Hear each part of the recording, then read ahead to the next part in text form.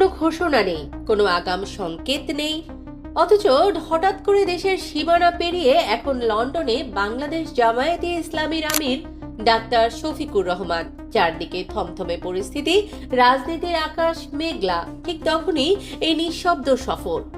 এটা কি শুধুই কাকতালীয়, নাকি পর্দার আড়ালে ঘনিয়ে আসছে বড় কোনো ঝড়ের সংকেত?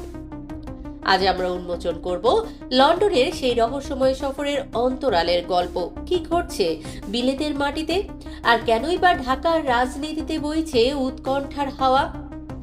গতকাল সকালে বিমান বাংলাদেশ এয়ারলাইন্সের একটি ফ্লাইটে তিনি ঢাকা ত্যাগ করেন। জামায়াতের দাবি এটি একটি পূর্ব নির্ধারিত সফর। ব্রিটিশ সরকারের একটি প্রতিনিধি দলের সাথে বৈঠক এবং কিছু দলীয় কর্মসূচিতে অংশ নিতেই তিনি সেখানে গেছেন। লন্ডন সফর শেষ করে তার যাওয়ার কথা রয়েছে সৌদি আরবে ওমরা পালনের জন্য। সবকিছু ঠিক থাকলে 21শে ডিসেম্বর তিনি দেশে ফিরবেন। কিন্তু প্রশ্ন হলো, সবকিছু কি এতটাই সহজ সরল? দেশের বর্তমান রাজনৈতিক প্রেক্ষাপটে যেখানে আন্তর্জাতিক চাপ আর মানবাধিকার বিতর্ক তুঙ্গে, সেখানে এই সফরকে কেন্দ্র করে রাজনৈতিক মহলে শুরু হয়েছে চুলচেরা বিশ্লেষণ। আলোচনার কেন্দ্রবিন্দুতে এখন একটাই নাম, তারেক রহমান। লন্ডনে কি বিএনপি নেতার সাথে জামায়াতে আমিরের দেখা হচ্ছে? জামায়াতের পক্ষ থেকে বলা হয়েছে তাদের কাছে এ নিয়ে কোনো তথ্য নেই, কিন্তু রাজনীতির অন্দরমহলে গুঞ্জন থামছে না। কেউ কেউ বলছেন এই সফর কেবল ব্রিটিশ সরকারের সাথে সাক্ষাৎ নয়, বরং এর পেছনে লুকিয়ে আছে বড় কোনো রাজনৈতিক এজেন্ডা। বিএনপি সমর্থকদের কেউ কেউ আবার দাবি করছেন জামায়াত নাকি 30 থেকে 35টি আসনের নিশ্চয়তা পেতে তারেক রহমানের কাছে ধর্ণা দিচ্ছে। কিন্তু পরিস্থিতি কি আসলেই এমন? তথ্য বলছে ভিন্ন কথা।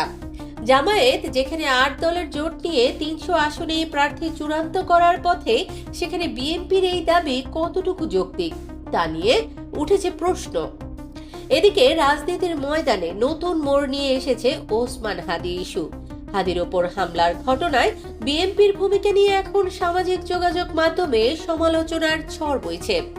লেখক কবি আল বাঙালি এক বিস্ফোরক দাবি করেছেন, হাদির রক্তের বিনিময়ে কি তারেক রহমান দেশে আসার সবুজ সংকেত পেলেন?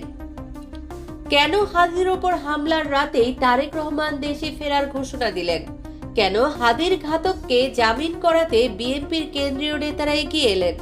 কেন অন্য সব দল প্রতিবাদ জানালেও ছাত্রদল বা বিএনপি নীরব ছিল? এই ডটগুলো মেলালে এক অদ্ভুত ও শঙ্কার চিত্র ফুটে ওঠে, যা কেবল কাকতালীয় বলে উড়িয়ে দেয়া যায় না। জামায়াত এখন আর আগের অবস্থানে নেই। তারা চাইছে আন্তর্জাতিক মহলে নিজেদের ভাবমূর্তি নতুন করে গড়তে। লন্ডনের এই সফর হতে পারে সেই কূটনৈতিক মিশনের শেষ ধাপ। চরমপন্থা বা নারীদের অধিকার নিয়ে তাদের বিরুদ্ধে যে প্রোপাগান্ডা আছে, সেগুলো নিয়ে হয়তো আন্তর্জাতিক শক্তির সাথে সরাসরি কথা বলবেন ডক্টর শফিকুর রহমান। একই সাথে দেশের মাটিতেও চলছে নির্বাচনী প্রস্তুতি। 19শে ডিসেম্বর 8 দলের বৈঠক, আর 21শে ডিসেম্বর আসতে পারে 300 আসনের প্রার্থী তালিকা। জামায়াতে স্পষ্ট বুঝিয়ে দিয়েছে তারা আর কারো উপর নির্ভর করে নয়, বরং নিজেদের শক্তিতেই পথ চলতে প্রস্তুত। রাজনীতিতে যা দেখা যায় তার চেয়ে যা লুকানো থাকে সেটাই বেশি শক্তিশালী।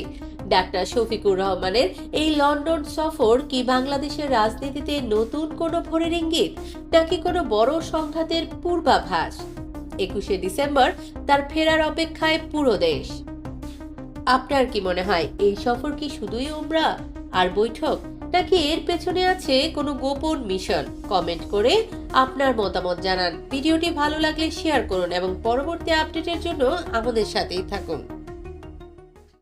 এতক্ষণ দেখছিলেন আমাদের নিউজ চ্যানেল বাংলা ভয়েস। প্রতিদিন দেশের সকল আলোচিত নিউজ শুনতে চাইলে সাবস্ক্রাইব করুন আমাদের চ্যানেল, সেই সাথে অন করে রাখুন বেল আইকন।